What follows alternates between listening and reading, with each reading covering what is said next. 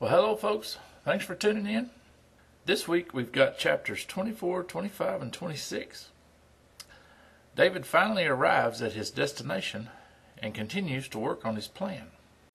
Chapter 24.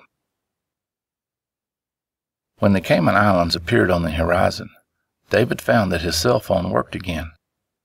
He called Jacob and requested an armored truck meet him at a dock. Jacob told David which dock in Georgetown to tie up at, and that the armored truck would be there waiting for him. David had no problem finding the dock. When he got the boat secured, he handed Selita the AR-15 and told her not to let anyone on the boat until he got back. She looked scared. David tried to reassure her that it would be all right. David put on a business suit, but before he put on the jacket, he strapped on his shoulder holster with the .44 Magnum. David walked up the pier and met the armored truck guards, who luckily spoke English. David asked them if they had some rolling carts or hand trucks with them. Both men looked at David suspiciously and said yes, they had some in the truck. David led the men back down the pier to the boat. David then started pointing out the boxes to be moved. One of the men immediately got on his radio and requested a second truck.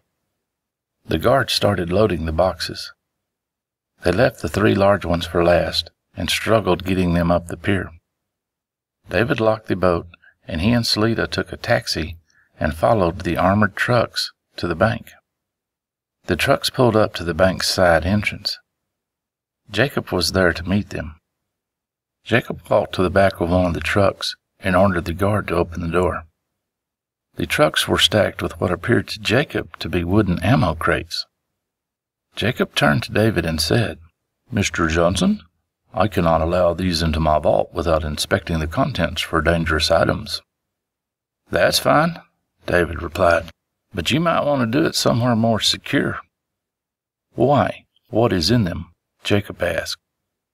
"Gold bars," David replied matter-of-factly. You could see Jacob's mental calculator kick into high gear at that reply. Jacob hesitated, then asked, "The second truck as well?" "Yes." Jacob instructed the guards to pull the trucks into the secured basement of the bank. He then turned and asked David to follow him into the bank. "Hold on a second," David said as they walked into the bank. He walked over to the nearest security guard and handed him the .44 Magnum. "Be careful, it's loaded, and I'll be wanting it back when I leave." The security guard took the pistol and just stood there with his mouth open. "This way, please," Jacob said. He led David and Selita down to the basement where the trucks were waiting. "Are you sure it's okay to open them?" Jacob asked. "Yeah, go ahead," David replied. One of the guards removed the screws on the lid of one of the boxes. David watched Jacob's face with interest as the guard removed the lid. First Jacob jerked a little, then his eyes widened and his nostrils flared slightly. David smiled. Jacob reached down and picked up one of the bars, feeling the weight in his hand. Jacob looked at the many cases in the truck. "And they're all like this?" "Most are. Some have coins instead of bars," David answered. Jacob put down the bar and walked over to the phone. He called the vault and told them to bring all the large carts that they usually moved coinage around with down to the basement. While they were waiting on the carts, Jacob spied the 3 large crates. He asked David what they contained. "The best way I can describe them would be to say that they are natural gold veins. You can uncrate them here, but it would be easier to move them while they're still in the crates." Jacob agreed and instructed the guards to leave the 3 large crates closed. The carts arrived and the process of counting and loading started. When they were finished, the total was 75 bars and 20 bags of gold containing 15 coins each. They then moved everything to the vault. The guards then opened the 3 large boxes. When Jacob saw the 3 large pieces of quartz with the gold veins running through them, he let out a small gasp and said, "I have never seen anything like this. What do you plan on doing with them?" "I would like you to contact one of those fancy auction houses and have them sell them for me," David replied. I will get right on that. I will need to take some pictures to send them. Will that be all right with you? Sure, but if they want to take a sample, make sure they take a small scraping in an inconspicuous area that doesn't hurt the beauty of the stones. Of course, Mr. Johnson. And as for this other gold, I want you to sell it for me, just a little at a time, as to not drive down the price. Yes, of course, Mr. Johnson.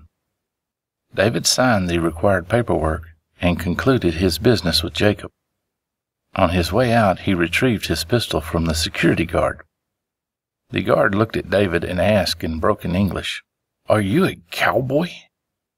David smiled and replied, No, not really. I'm what you would call a Texan. David holstered the pistol and left the bank. Chapter 25. David and Selita checked into the best hotel on the island. They got the best room that was available. It had a very large bathtub with a built-in jacuzzi. For the first 2 hours, they just laid in the jacuzzi and enjoyed the bath, something you couldn't do on the boat because it only had a shower. Now that the gold was safe, David felt the tension slowly leaving his body, and the next thing he knew, Selita was nudging him to wake up. He had fallen asleep in the tub with her in his arms. She had since gotten out and dried off. She decided to let him sleep, but started getting worried after about an hour and woke him up. They ordered room service, and after eating, David again fell asleep, but on the couch this time. Selita decided to just let him sleep and went into the bedroom to watch TV. The next morning, David awoke with a start. It took him several minutes to realize where he was. Selita had already ordered breakfast and was sitting at the table eating. Is this tomorrow or yesterday? David asked. It's tomorrow. You slept most of yesterday, she answered. Well, I guess I needed that, David said as he joined her at the table. Later that day they went shopping and checked on the boat, but mainly acted like a couple of tourists. The next day Jacob called and said he had set up a viewing of the stones with a representative from the most prestigious auction house in London. David asked Jacob how he was planning to do the viewing. We will set up tables with black velvet covers in the vault. Also, get some tripods with spotlights to go behind the stones, David suggested. I will pay for their cost or rental fee. David and Selita got to the bank early for the viewing. David checked to make sure everything was as he wanted.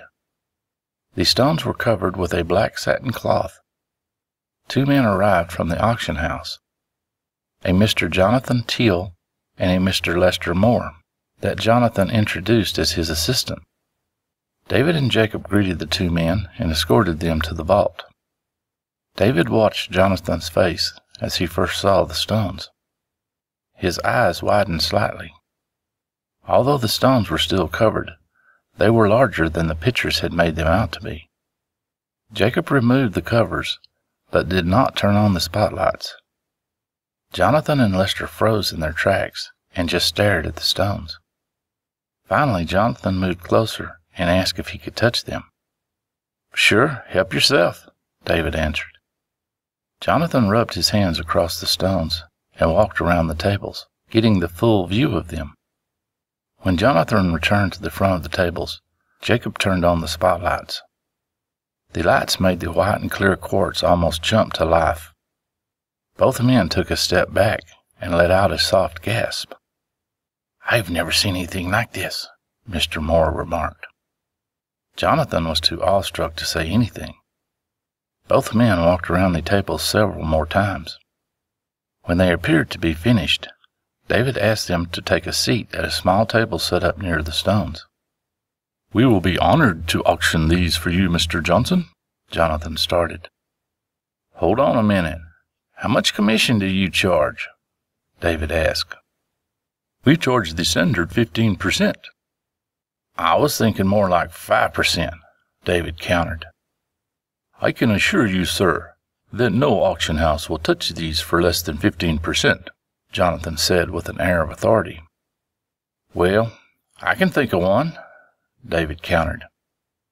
And who would that be? eBay. Jonathan chuckled and smirked at David. I can assure you that we will be able to get more for your stones than eBay. Yeah, but if you charge me 3 times more, how am I gaining? David picked up a pad and pencil that were lying on the table. Let's see. 5% of, let's say, $100 million is $5 million. 15% of 0 is 0. At least that's how my Texas math sees it. Do you have some fancy European math that works differently? And think of the stories in the paper and the trade magazines when they find out eBay snaked this deal out from under you. Can you imagine the amount of page hits this will generate on their website? Why, they might even pay me. Small drops of sweat were starting to pop out on Jonathan's brow. But sir, we have an understanding with the other auction houses. Now we're getting to the truth, David said. With our list of clients, I assure you that we can get you the most money for your stones. David turned to Jacob. Can you roll one of my carts out here? Jacob went into another room and returned pushing one of the carts full of gold. Whose gold is that, Mr. Devon? David asked. It is yours, Mr. Johnson, Jacob answered. And how many more carts do I have back there? 3 more, Mr. Johnson. Now, Mr. Teal, as you can see, I could take one of those bars and have your list of clients in my hand by morning. But I really don't want to go to that much trouble. But I won't tolerate being taken advantage of. Jonathan now had to wipe his brow every few minutes. All right, Mr. Johnson. We will reduce our fee to 5%. Good. And don't take this personally, but I was the one who risked his life to get these, and I'm the one with the permanent limp because of it. If you stop and think about it, you're being paid very well for what you actually do. You print up some catalogs and mail them, call a few people, email others, and you have an auction. That's it. All you really have to offer is a bunch of blue sky and your firm's reputation. Chapter 26. It took the auction house a month to publicize the stones. When they thought they had saturated the market, they set the date for the auction. During this time, Jacob was busy selling David's gold. David and Selita were looking for a house to buy, but they did not like anything on the island. They chartered a small plane and flew to the Bahamas. They liked what they saw from the air. This was more of the tropical paradise David had dreamed of. David called Jacob from the airport and asked him if he knew any real estate agents in the Bahamas. Jacob said that in fact he did, and he would give him a call. Jacob called back in a few minutes and said a Mr. Eastman would be there to pick them up in less than an hour. David said that sounded great. It would give them time to eat lunch. As David and Selita were finishing lunch, a man walked up to their table and introduced himself as Samuel Eastman. Eastman took David and Selita around the island and showed them the properties that were currently for sale. Most were large mansions, requiring a staff of workers to maintain them. David didn't want anything so extravagant. They finally looked at smaller homes on the beach. As they walked out onto the back porch of one, the sun was just starting to set, and the view of the ocean was spectacular. This is the one, David told Selita. We'll take it. Very good, Mr. Johnson, if you'll just get your bank to wire the 20% down payment. The what? The 20% down payment, sir, Eastman replied. No, you don't understand. I'll be paying cash in full. I'll call Mr. Devon and have him wire you the full amount. Very good, sir, was all Mr. Eastman could get out. As David and Selita set up housekeeping in their new home, the auction house sold David's stones. All 3 were bought by casinos, 2 in Macau and 1 in Las Vegas. They would be displayed as showpieces to attract people to the casinos. The large stones sold for $65 million each, and the smaller one brought $35 million. After David was sure Selita was comfortable in her new home, he told her that he had to go away on business for a week or two. Selita was instantly suspicious. "Where do you need to go that I can't come with you?" she asked. David hesitated and then told her the story about how the hospital had treated him and of all the other people they had scammed. "But we are a long way from them."